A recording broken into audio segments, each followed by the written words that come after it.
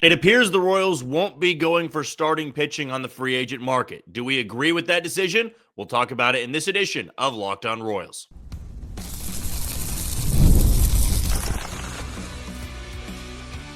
You are Locked On Royals, your daily Kansas City Royals podcast. Part of the Locked On Podcast Network, your team every day. You are tuned into another edition of Locked On Royals in the Locked On Podcast Network. As always, I am your host, Jack Johnson, and you can find me on Twitter or X at JohnnyJ_15. That's at JOHNYJ_15. You also can catch us on wherever you get your podcast. That can be Spotify, Apple Podcast, Amazon Music, Google Podcast, we're on Odyssey, and YouTube. Just be sure to hit that follow button and subscribe. If you're a first-time listener and you want to know a little bit more about me and this show, I am based here in Kansas City. I work at Sports Radio 810 WHB, doing some hosting, some co-hosting, and producing as well. But when it comes to this podcast, when you click on this link, you know that you're going to be getting 30 straight minutes of Royals baseball. Today's episode is brought to you by Gametime. Download the Gametime app, create an account, and use code LOCKEDONMLB for $20 off on your first purchase.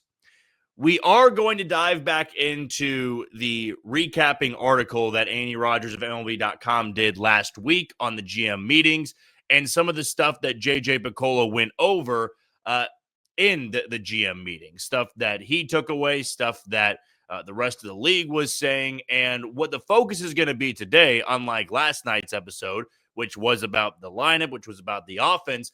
This is more so going to be dedicated to talking about the starting pitching, the rotation, a little bit of the back end of the bullpen, and then, of course, we'll talk about 3 Royals members being up for an award. They are finalists, that being Matt Quatrero for Manager of the Year, Bobby Witt Jr. for the MVP, and Seth Lugo for the Cy Young Award. And by the way, the American League Central really found itself in a lot of good spots to win awards. A lot of American League Central members were finalists for a lot of awards out there. So it shows you how impressive the turnaround was this year for that division. But we'll get to that in the final segment of today's episode. So let's kick things off talking about what JJ Picollo said about the starting rotation and what the focus will be going into free agency. And if you already watched our episode last night, you would have gotten a little bit of a teaser into that. But in this article done by Andy Rogers, again, a fantastic piece, had a lot of clarity in it for stuff that we were all wondering about this offseason. And when it comes to the starting rotation, I think that most of us knew that Cole Reagan, Seth Lugo, and Michael Wacha were locks. That was a non-negotiable. Cole Reagan's is your ace. Seth Lugo's still under contract. He's a finalist for the Cy Young. He's not going anywhere. And the Royals just re-signed Michael Wacha to a 3-year deal. The up-in-the-air part of the rotation was Brady Singer, and then who the number 5 starter would be. Is it going to be Alec Marsh? Is it going to be Michael Lorenzen back on a 1-year deal? You know, how do the Royals view that? And JJ Picollo cleared it up a little bit. And he said that they like where the starting rotation is at. In fact, I'm just going to pull up the quote right here so that I don't, just speak based off of somewhat of a memory of what the quote was. But it was, quote, we're very comfortable with our starting pitching right now. You've got Michael Wacha, Seth Lugo, Cole Reagans, Brady Singer, Alec Marsh. Chris Bubich was in the bullpen this past year, but we believe he's a starter. Daniel Lynch went to the bullpen and did a nice job, but he's another one who could be a starter. We don't expect to be in the market for a starter moving forward. We're going to focus on some other things. We have now come to find out those other things include 2 bats for the lineup, one being a leadoff hitter, one being a middle-of-the-order bat. So are we okay with JJ Picollo saying we just don't anticipate being in the market for a starting pitcher? I don't have too much of an issue with it because if the Royals were in the market for a starting pitcher, you're likely talking about a number 5 guy or a number 4 if you were to trade Brady Singer. But it's very clear from the front office that they think Brady Singer can continue to build and look as good as he did last year. Because in this article, Picollo goes on to say that Brady Singer's a lock for the rotation. And I don't get the sense that he's just saying that for smoke and mirrors. I get the sense he's saying that because he truly believes Brady Singer is a lock for the rotation. Chris Bubich, who we talked about last night, being called a starter. They view him as a starter. That now gives me the indication that he's going to at least get a chance to start in spring training and maybe win a job as the number 5 spot. But I think when you have a rotation that was second in the American League in quality starts, and I believe third in all of Major League Baseball behind Seattle and Philadelphia, if I'm not wrong on that. Why would you try to shake up that rotation? I think that's one part where I sort of ignored it for quite some time. I said, well, Brady Singer clearly can't have that good of a season again. You got to capitalize on his value because he's maybe your best trade chip. There's also the risk that you trade Brady Singer. He looks really good elsewhere, and the guy you replace Brady Singer with isn't as good or doesn't give you as many innings. And I think what I love most about JJ Picollo and how he operates as a president of baseball operations, as a GM, is he's very honest. He's not going to say, well, we really like our rotation, but we may or may not make a move. I love the fact that so early on in the offseason, he's pretty blunt about it. We do not expect to be in the market for a starting pitcher. And with the way the starting pitching market looks, I don't really think it's that bad of an idea. I don't hate the idea of staying out of the starting pitching market because you can run it back with the exact same five. You could have Alec Marsh back in the 5 spot. Maybe Chris Bubich could be a number 5 starter. I didn't get the sense in that answer that Daniel Lynch was going to be a starter. I think he's just saying he can be a starter because he has started games before, and we'll look into it. But to me, I got this feeling that it's between Alec Marsh and Chris Bubich for the number 5 spot right now. Could things change? Absolutely. Maybe Michael Lorenzen is looking for a cheap deal. The Royals like that for depth because that's where I could see the Royals being in the market for a starting pitcher, is signing somebody to a 1-year deal as a swing starter, to throw in the bullpen. And if you need him to start, he can certainly start. That also could be Daniel Lynch. Why pay for somebody when you have somebody in the bullpen who can look good in long relief and also give you a spot start or two if you need him to. But I do love the fact that there is a clear-cut focus as to what they're trying to add this offseason, and starting pitching is just not one of them. That was the main focus last offseason. They needed to have 2 workhorses in the rotation. That was Seth Lugo. That was Michael Wacha. So I didn't see it being back-to-back years where you invest a lot of money into those 2 guys, and then you go out and spend even more money on more pitchers for a rotation that was really good last year. Cole Reagans was really good. Brady Singer was pretty good. Alec Marsh, Daniel Lynch, Michael Lorenzen, they all did good enough in the 5 spot. So if you say we're not going after a starting pitcher or we're just not going to be in the market for one, it allows you to turn all of your attention to the offense and put all of the money that you have to spend into bringing in those 2 players. That to me is, I think, an excellent plan. That to me is what I would have wanted them to do, right? I think last offseason, there was such a heavy focus on bringing in starting pitching and bringing in bullpen help that there was a little bit of just banking on the offense was going to be okay. And now in this go around, you've got more certainties in the starting rotation. You've got more certainties in the bullpen. That was what was so impressive about the 2024 squad, is they were just banking on a lot of guys to improve, bounce back, stay healthy. And some of those guys went above and beyond.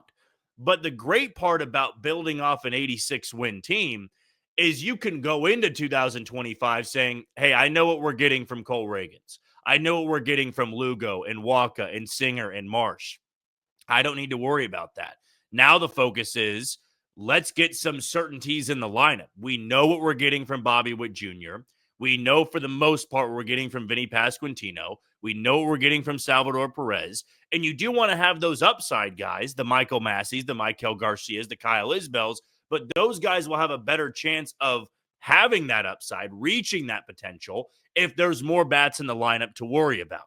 If you go out there and trade for Taylor Ward and you sign an Anthony Santander or a Jock Peterson or a Tyler O'Neill, that bolsters that lineup.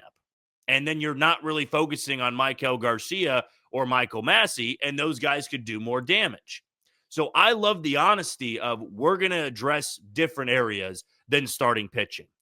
I would have loved for the entertainment aspect to see what Brady Singer would be worth through trade value.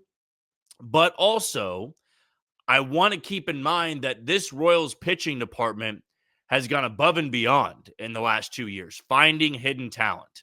Not spending a lot on the bullpen and still finding some gems in there, making minor trades here and there that improved the rotation, that improved the bullpen. And I have faith in that pitching department that if they think somebody's still going to be good, I'm going to take their word for it. That didn't used to be that way. If the Royals let somebody go, you knew automatically that guy was going to succeed elsewhere. But now you're seeing the Royals pitching department turn Chris Bubich into a monster in the back end of the bullpen. Sam Long sort of revives his career. John Schreiber has a really good tail end of the season. Lugo and Walker come in and dominate. Cole Reagans comes in and dominates. So if they want Brady Singer to stay and they feel good about Chris Bubich or Alec Marsh being the number 5 starter, I've now got reason to believe that can work out. And if they put all the money, all the focus, all the trade resources into 2 offensive guys for the lineup, I'm going to be all right with it. It also depends on who those 2 players are. But if you're not going to spend on starting pitching and the only time you're going to spend on bullpen is for a little bit of depth, which to me, that means a cheap 1-year deal or a minor league deal, then I want all the resources going to those 2 bats. I don't want the bounce back guys. As I've said before, I don't want the guys that were just good for 1 year last year. I need that track record. We talk about consistency. We talk about being somebody that you can count on every single day. Those are the 2 bats that the Royals need in the lineup. And probably J.J. McCole and this front office are looking at the rotation and saying, it was really good last year. Why subtract? Why subtract? Let's put all of our focus into the offense this offseason instead of trying to gamble again on a number 4, number 5 starter. If you think Brady Singer can do that again, then by God, leave Brady Singer in the number 4 spot. If you think Chris Bubich can be a starter again, let's see if he still has it. If Alec Marsh beats him out, then I'm excited to see what Alec Marsh can do in 2025. But it appears right now the Royals have no interest in adding any starting pitching to add to the rotation. If anything, I bet it would be a 6th or a 7th starter just to have that insurance in case somebody goes down. All right, we're going to take our first break of the show. When we come back, if Chris Bubich is going to move to the rotation, or at least he's got a shot to, it clearly means the Royals have a lot of hope for a guy like Hunter Harvey.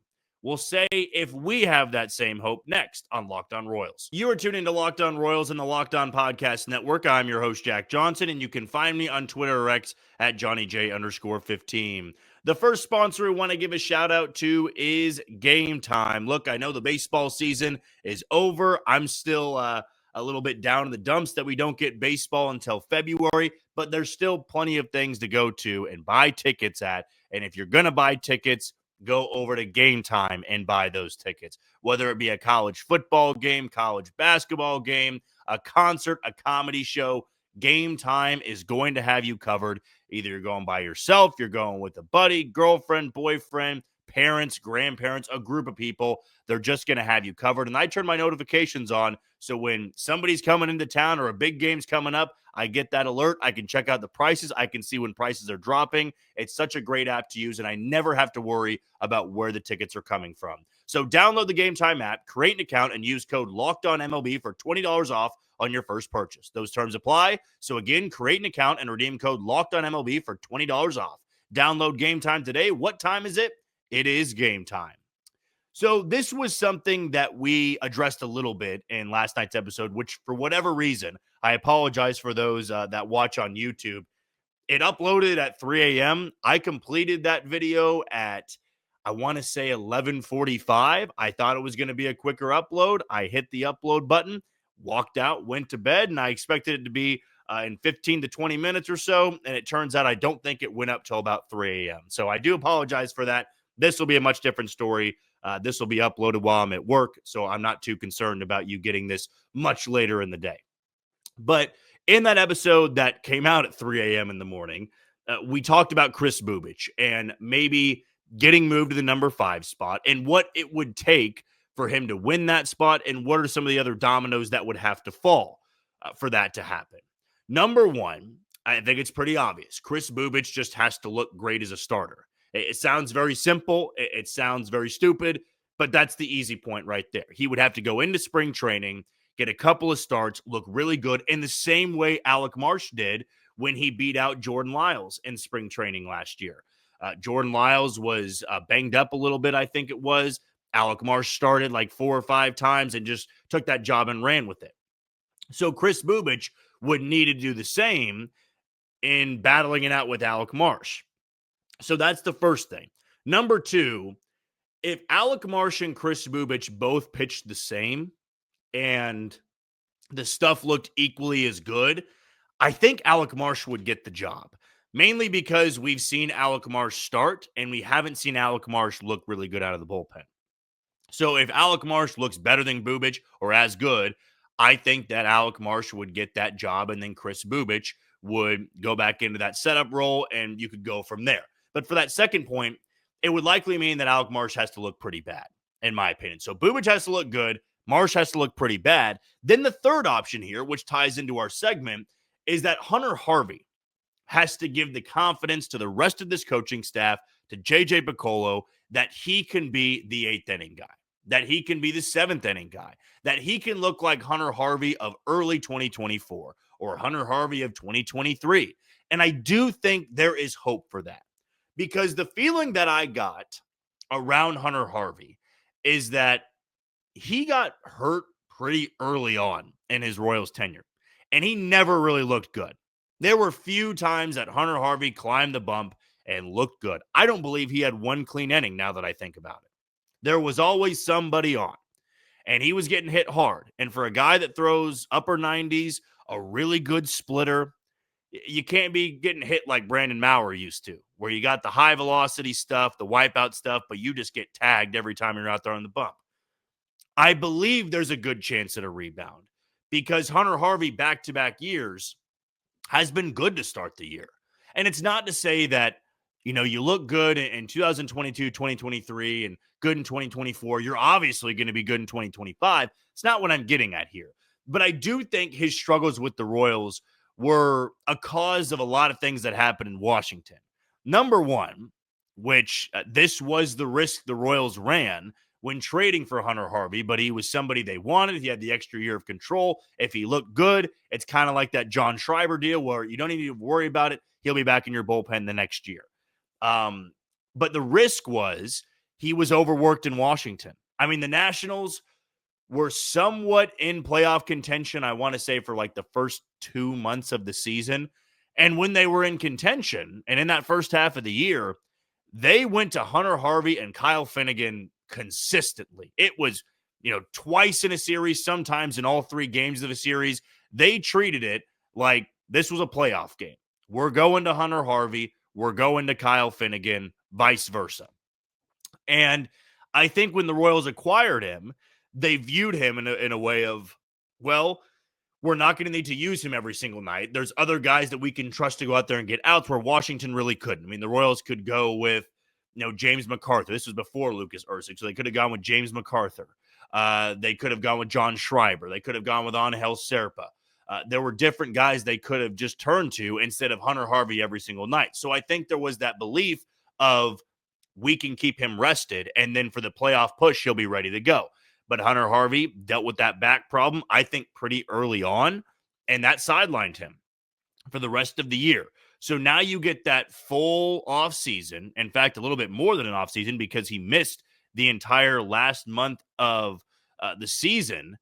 I just feel like this is somebody that with a little bit of time off, a chance to have spring training and work back into a rhythm, can look good out of the setup role. I mean, the stuff is too good, and I know that stuff isn't always the end-all, be-all, but Hunter Harvey was somebody, too, that had great command, despite having, that high-velocity stuff that usually doesn't generate to great command.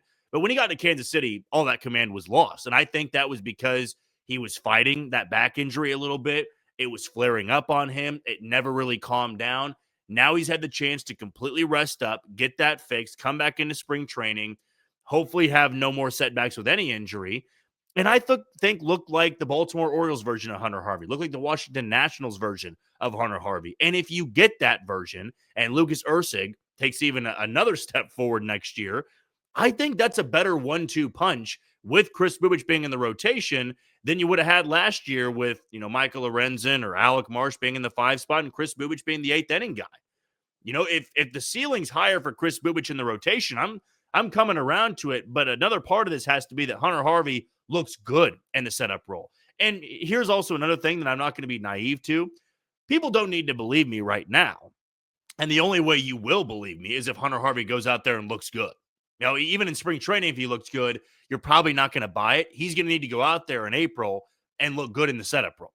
He's going to need to have some clean innings. That stuff is going to need to look electric again for people to believe it. And if he can't do that, I don't think the Royals will be able to move Chris Bubic to the number 5 spot, because then you're just, what are you doing in the 8th inning? You want to just every single night have to flip a coin between Schreiber, Serpa, Sam Long, James MacArthur just to get it to Lucas Erceg? No, I think you want to have a legitimate setup guy that you can turn to twice in a series and not overwork him. If there's nights he can't go, you're going to have to call on somebody else. But to me, it seems like the Royals have that hope of Hunter Harvey bouncing back. Otherwise, I don't think they really would have entertained the idea of Chris Bubic moving back into the rotation.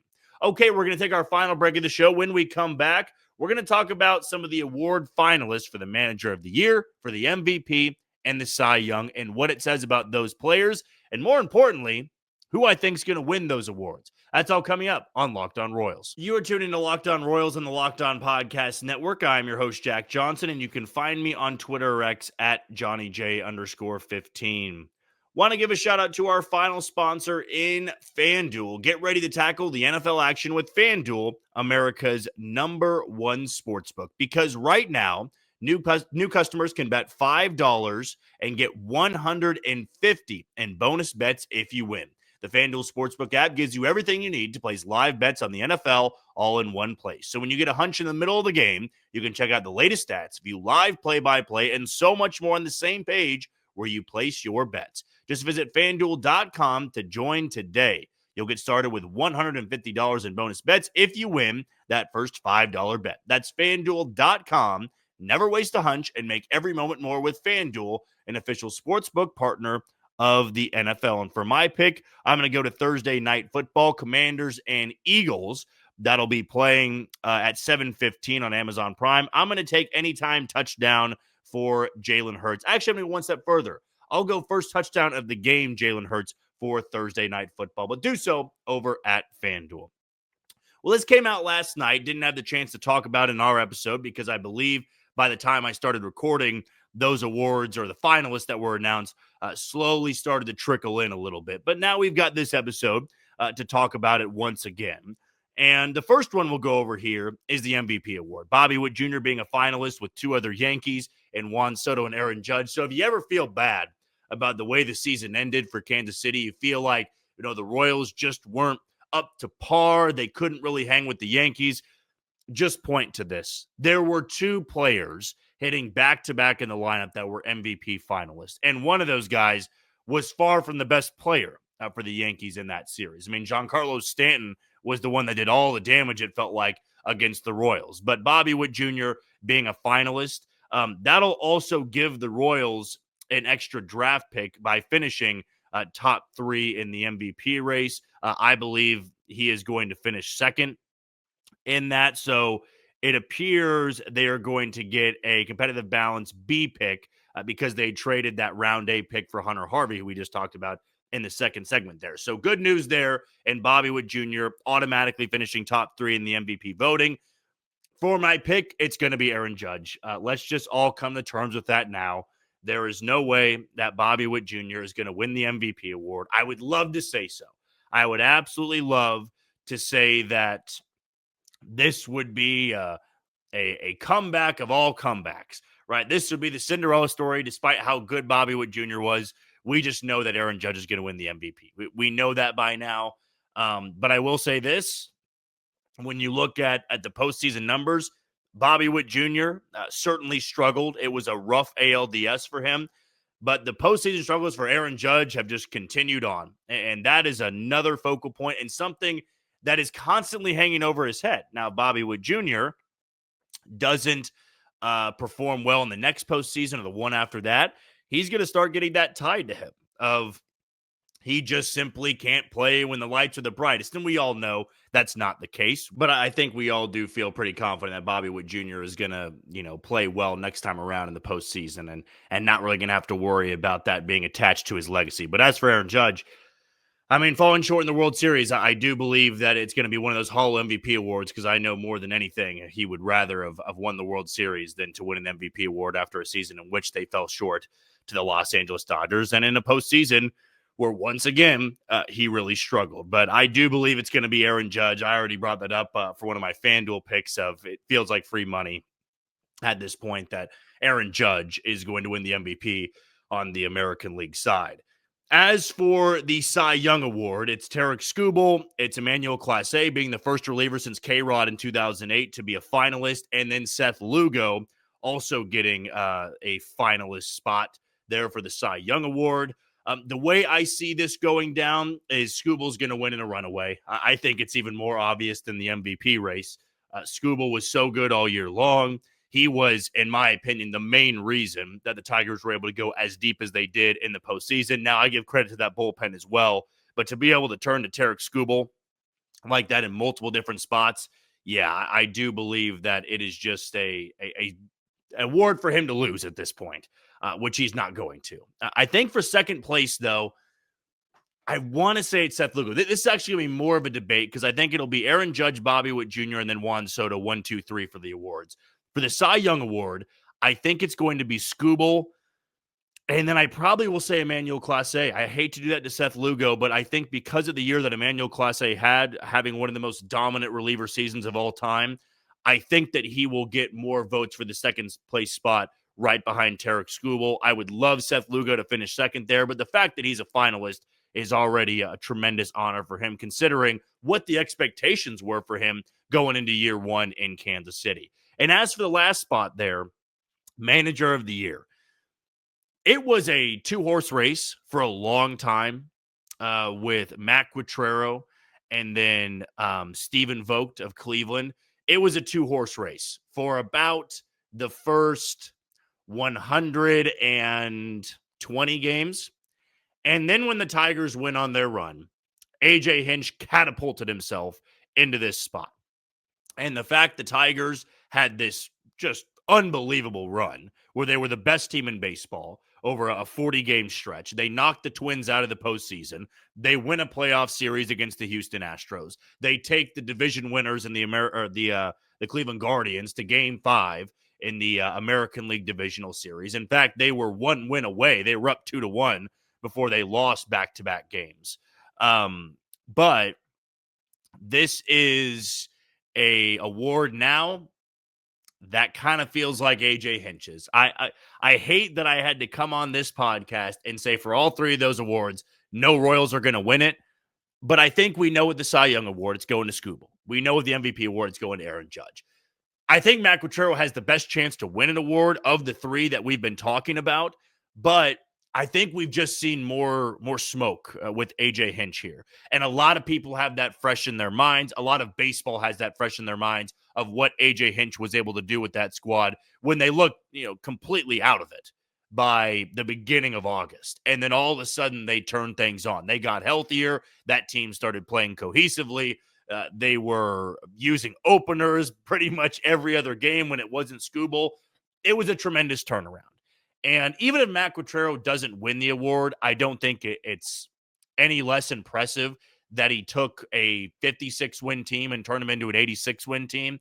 But I just kind of have this gut feeling that AJ Hinch is going to beat out Vogt and Matt Quatraro. I hope I'm wrong. I hope Matt Quatraro can win that award, but I know that he's somebody right now that is already focused on 2025 and isn't too worried about who's going to win that award. And if one of his counterparts does win, I'm sure he'll be very happy for them. All right, that's going to do it for another edition of Locked On Royals and the Locked On Podcast Network. I've been your host, Jack Johnson. Thank you for making Locked On Royals your first listen today. For your second, find Locked On MLB as Baseball Guru Sully brings a daily blend of humor and baseball, keeping you updated on every rumor and story throughout the offseason. Find Locked On MLB on YouTube or wherever you listen to your podcast. Tomorrow, we're going to have more free agent and trade talks involving the Kansas City Royals. Hopefully, we'll have some more interesting rumors to go over. But until then, you take it easy, Kansas City.